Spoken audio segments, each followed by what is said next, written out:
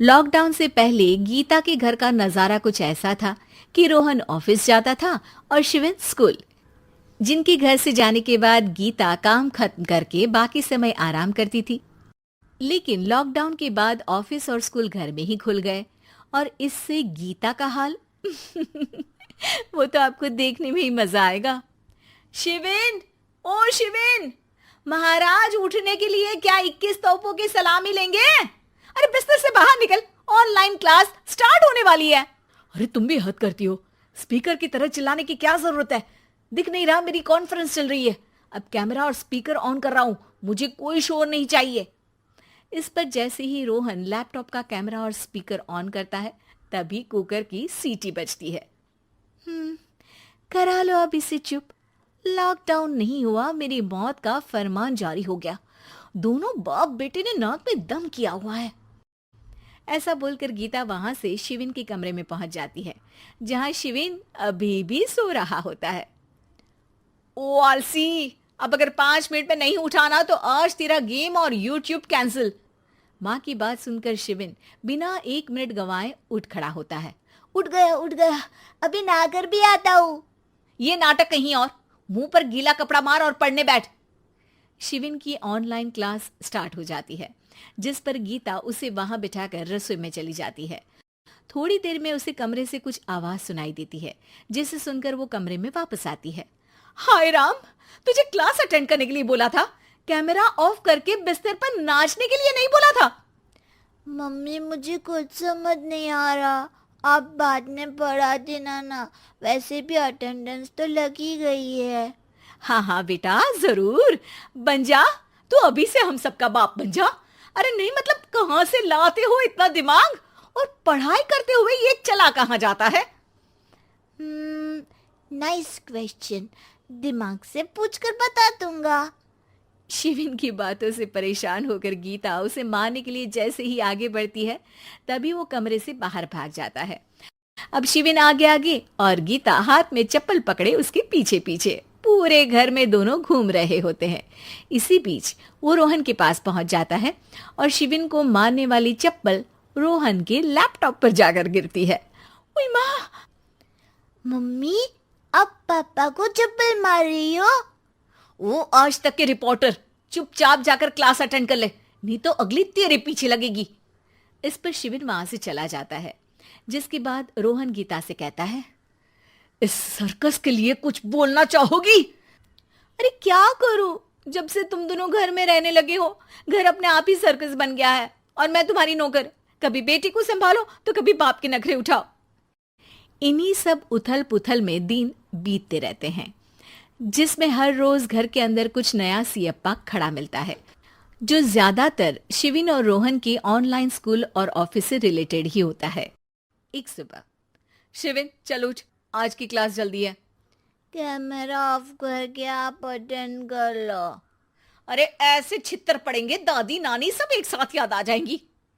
गीता की लाख मशक्कतों के बाद क्लास तो खत्म हो जाती है, लेकिन उसके बाद शिविन फोन इस्तेमाल करते हुए इंस्टाग्राम रील बनाने लगता है। रसोड़े में कौन था?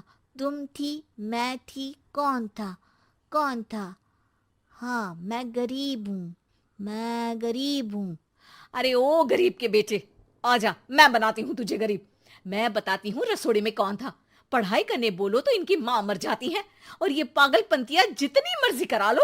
गीता शिविन को डांट रही होती है, तभी रोहन बीच में बोल पड़ता है। अरे बच्चा ही तो है, इतना गुस्सा क्यों कर रही हो? बेटे का साथ देने की इसी एक कोशिश में अब शिविन के साथ साथ रोहन भी गीता के गुस्से की सूली पर चढ़ जाता है। अगर बेटे पर इतना ही प्यार आ रहा है तो इसे क्लास अटेंड क्यों नहीं कराते, इसका होमवर्क क्यों नहीं कराते? उस समय तो बहुत जल्दी मीटिंग आ जाती है, वो काम मैं करूं और यहाँ इस बेफिजुली की चीज में तरफदारी करके बन जाओ महान। हे भगवान, कोई तो इनके ऑफिस और स्कूल खुलवाओ, मैं इन्हें और घर में नहीं सह सकती।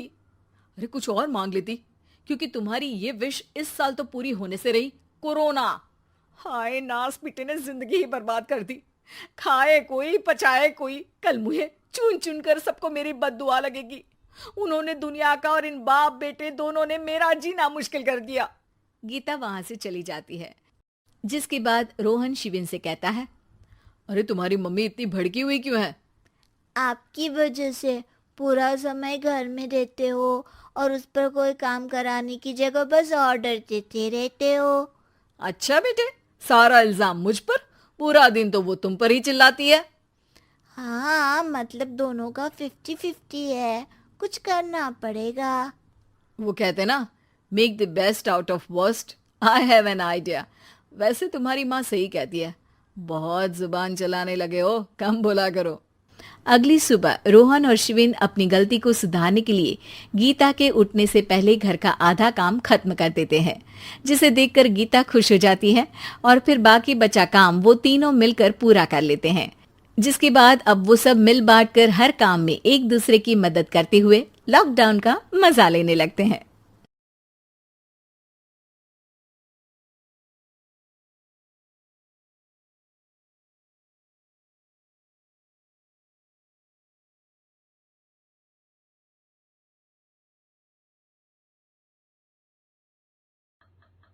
सिद्धि की शादी के बाद वो ससुराल चली जाती है।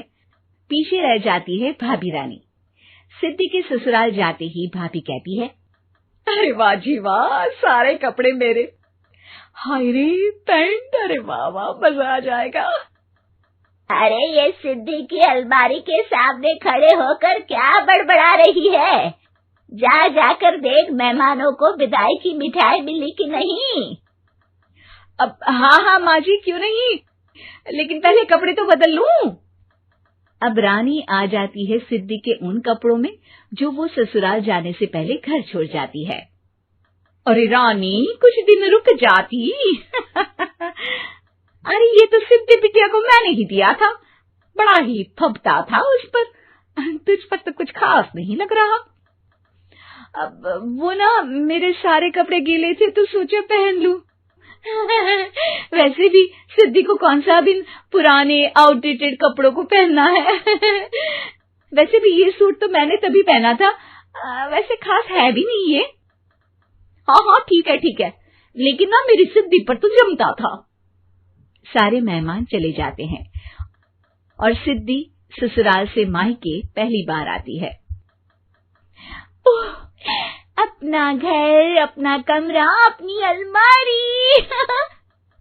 ये बोलकर जैसे ही सिद्धि अलमारी खोलती है तो सामने उसके कपड़ों की जगह कुछ और ही रखा होता है।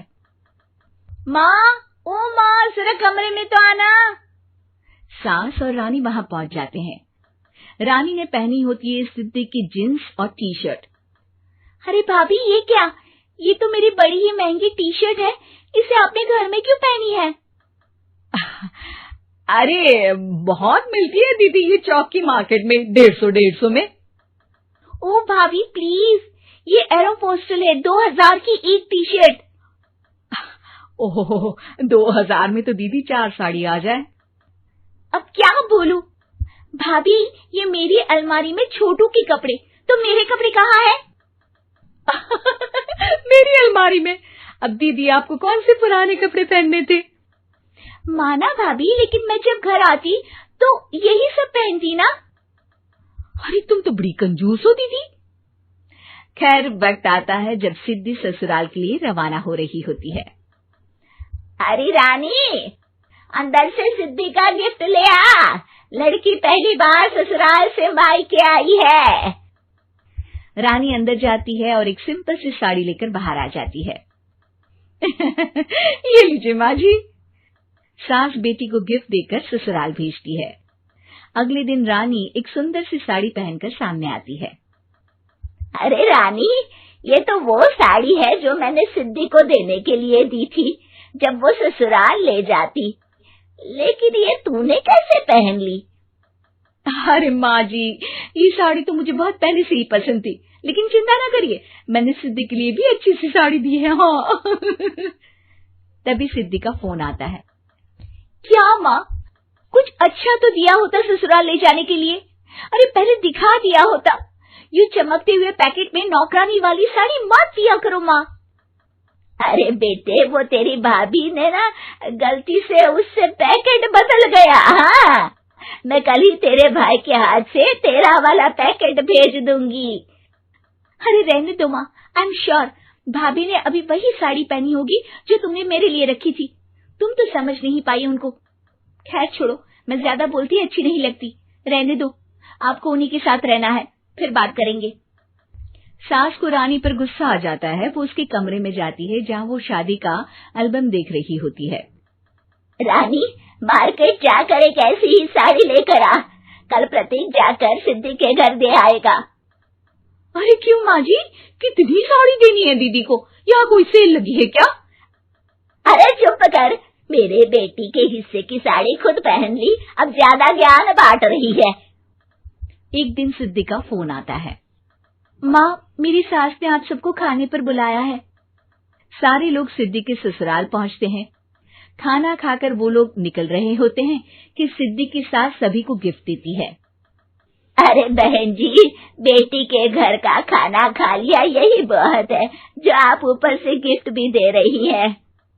अरे बहन जी, आप भी कहाँ इन बातों पर विश्वास कर रही हैं। सास सभी को गिफ्ट देती है, लेकिन रानी को जो साड़ी देती है वो अजीब सी हरे रंग की, लाल रंग की बड़ी छाप वाली होती है। अरे छी, ये कौन पहनेगा? सासू माँ को तो जरी वाली इतनी सुंदर, और मेरे लिए ये नौकरानी वाली। अरे भाभी, दरअसल मैं जब भी घर आती थी आप वापसी में ऐसी ही साड़ी देती थी ना, तो माँ ने सोचा कि आपको आपकी पसंद की ही साड़ी क्यों ना दी जाए। बेचारी रानी, बोलती भी तो क्या। सिद्धि और सास रानी का चेहरा देखकर हंसने लगती है, तो रानी समझ जाती है कि अपने ही बिछाए जाल में वो फंस चुकी है।